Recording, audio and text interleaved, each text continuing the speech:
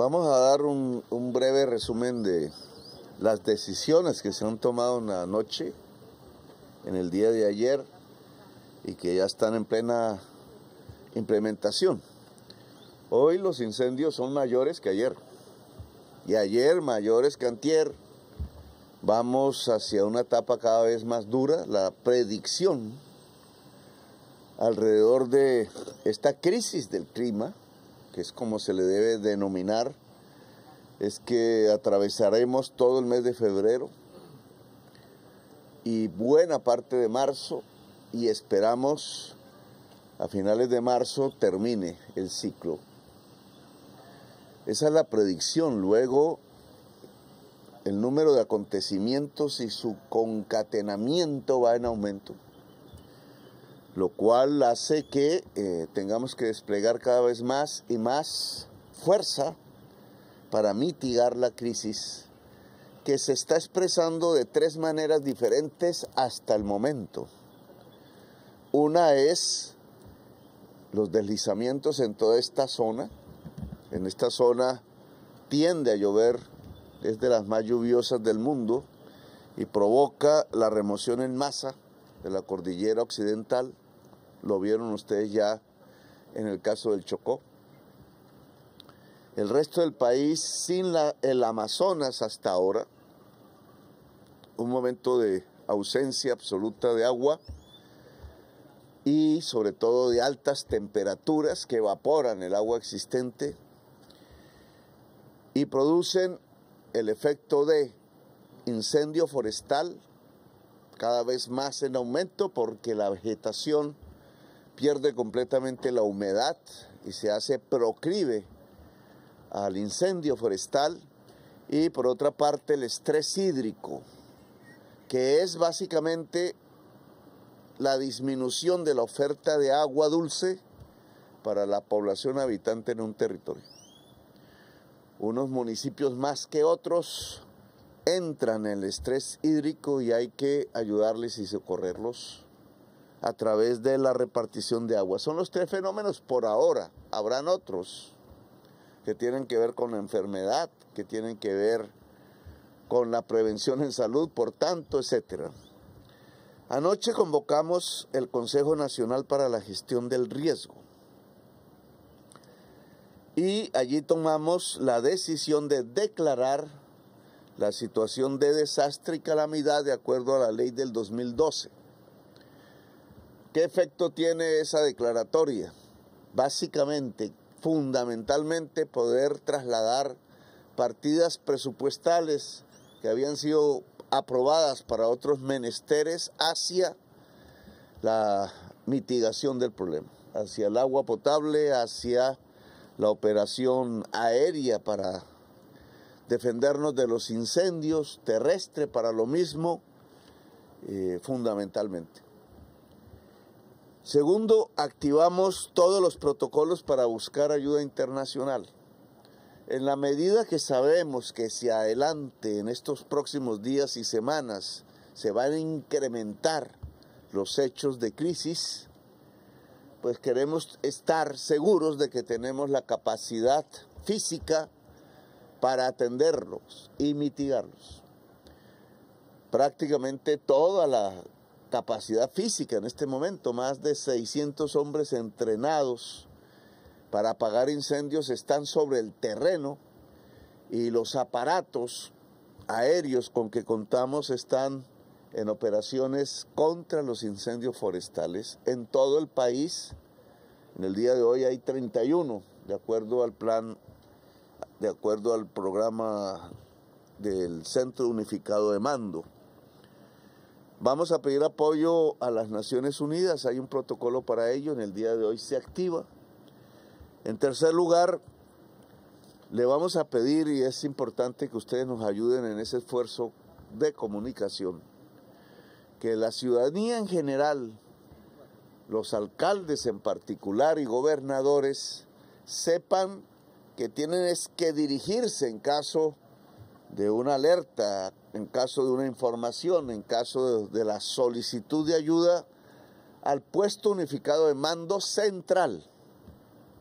En este momento Los alcaldes en sus desesperos, son alcaldes que llevan apenas estos días del mes de enero de gobierno. Algunos conocen los procedimientos, otros los desconocen. Están acudiendo desordenadamente a diversas instituciones del gobierno nacional y produce una falta de planificación y descoordinación en el mismo gobierno. El mecanismo, el protocolo para ordenar la acción, para que sea más eficaz, es dirigirse a una sola entidad, un solo espacio, que es el puesto unificado de mando central, que coordina la Unidad Nacional de Gestión de Riesgo. La Unidad Nacional de Gestión de Riesgo, como ustedes saben, ha sido debilitada por decisiones de órganos de control. Nosotros la hemos fortalecido, allí va a estar en coordinación con todas las fuerzas operativas que se necesitan para la solución del problema de incendios y del estrés hídrico. El comandante del Comando de Ingenieros del Ejército Nacional, que ha estado trabajando con nosotros desde el principio de gobierno en estos temas, el brigadier general Ricardo Heriberto Roque Salcedo, que será el gran enlace entre la institución UNGRD y las fuerzas operativas todas, Defensa Civil, Bomberos, Ejército, Fuerza Aérea, etc. Y finalmente, la nación debe saber que estamos hoy ya en la operación helicoportada más grande de la historia del país hecha para atender emergencias. Lo que estamos observando en los 31 puntos hoy diferentes del país con incendios, la utilización de helicópteros allí, la operatividad de hombres en tierra y de fuerzas operativas ha hecho que esta ya en este momento sea la operación de emergencia helicoportada más grande de la historia de Colombia. Y son los 4 puntos que hemos querido transmitirles. Hacia el mes de marzo tendremos ya un desmantelamiento de la crisis climática a partir del comienzo de las lluvias. El balance en las hidroeléctricas es positivo. Estamos 7 puntos por encima del cálculo. Es decir, en este momento no hay allí motivo de alarma alrededor del tema de energía eléctrica. En agricultura, provisión de alimentos, que también es otro factor que se puede afectar alrededor de este calentamiento del clima, en particular en Colombia, también está funcionando correctamente el abastecimiento de alimentos, la recolección de ellos, la compra de cosechas, la capacidad para llevar alimentos donde se necesite. Hasta ahora también está funcionando bien la acción de llevar agua potable a territorios que se han quedado sin ella. Ustedes vieron el esfuerzo de La Guajira, que fue nuestra primera preparación desde hace meses.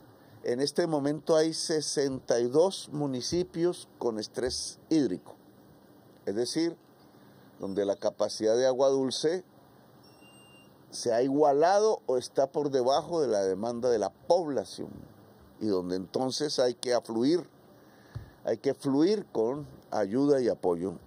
62 municipios, 31 puntos de incendios forestales. Lamentablemente el número de víctimas lo tuvimos fue en la carretera del Chocó, en parte por azar, pero en muchísima parte por no tener las condiciones de seguridad de la construcción de una carretera que lleva más de 20 años haciéndose. Es todo, así que les agradezco mucho su atención, muy amables. El mundo ya ha ganado en solidaridad precisamente por la crisis climática y se han desarrollado unos protocolos que se activan dependiendo de la emergencia en cada país. El último tuvo que ver con, desde el punto de vista climático, con Chile, los incendios que hubo en el sur de Chile, pavorosos. Nosotros fuimos a ayudar precisamente cuando se activó el protocolo de ayuda internacional, allá estuvimos. Ahora va a ser al revés. Así es el mundo de hoy. Esto, quiero que lo sepan, se llama crisis climática. Atacará uno u otro punto del planeta. Hoy estamos siendo, según la NASA, el lugar con Venezuela, Guyana y al otro lado en África, al sur del Sahara, los lugares más calientes del planeta. Esta vez nos tocó a nosotros. En general se irá generalizando si no somos capaces de cambiar el mundo, la crisis y la catástrofe, paulatinamente. Las sociedades tienen que aprender a ser resilientes en esa crisis climática. ¿Qué la provoca? La cantidad de carbono que hay en la atmósfera producido por el petróleo y el carbón. Calienta el planeta y cambia los ciclos del clima en unas circunstancias que pueden afectar completamente la existencia humana. Y será peor cada vez si no somos capaces de cambiar. Esto lo he repetido una y mil veces. Lo que la gente cree es que es un discurso y que no nos va a afectar. Pues no, se está afectando. En el escaso año último hemos salido de grandes inundaciones hacia incendios, calentamiento global. Si contáramos 2 años y pico, tendríamos el referente de la enfermedad. Y hacia adelante será así, de emergencia en emergencia, a menos que frenemos la chimenea del CO2 sobre la atmósfera. En eso que se llama adaptación, resiliencia, es decir, qué hacer en medio de eso, la humanidad toda ha desarrollado unos mecanismos de solidaridad que irán en crecimiento en el tiempo. Nosotros vamos a activarlo. ¿Qué países son? Es todas las Naciones Unidas, que tiene ese protocolo ya establecido. Es la Agencia para la Atención de Desastres de la Unión Europea. En este momento en nuestro continente, Estados Unidos, Chile, Perú, son los países que ya han respondido. Canadá, en el último instante. Canadá también tiene una enorme experiencia en apagar incendios.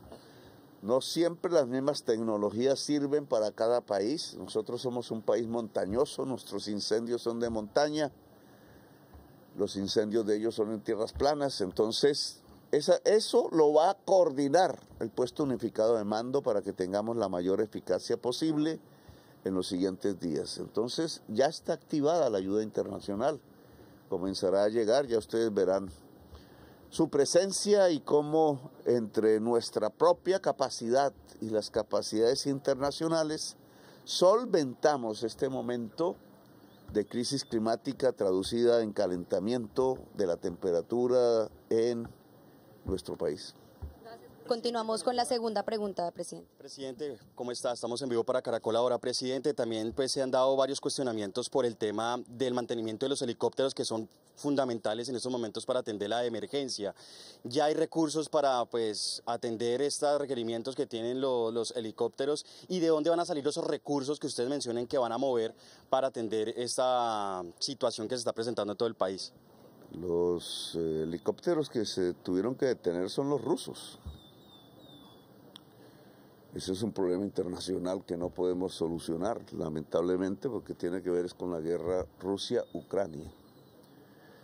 Nosotros no quisimos mover esos helicópteros hacia la guerra, ni del lado ucraniano ni del lado ruso. Y ese, digamos, es una política de paz que tiene el país a nivel internacional. Claro, si lo hubiéramos podido entregar a los rusos, que son los que tienen el contrato del mantenimiento, pero con un grave problema internacional, porque es alinderarse en uno de los bandos de la guerra. Entonces, ese tema no tiene que ver en este momento, no lo podemos resolver, no está en nuestras manos. El resto de la flota que tiene que ver con otras tecnologías está allí. Los helicópteros siempre necesitan mantenimiento.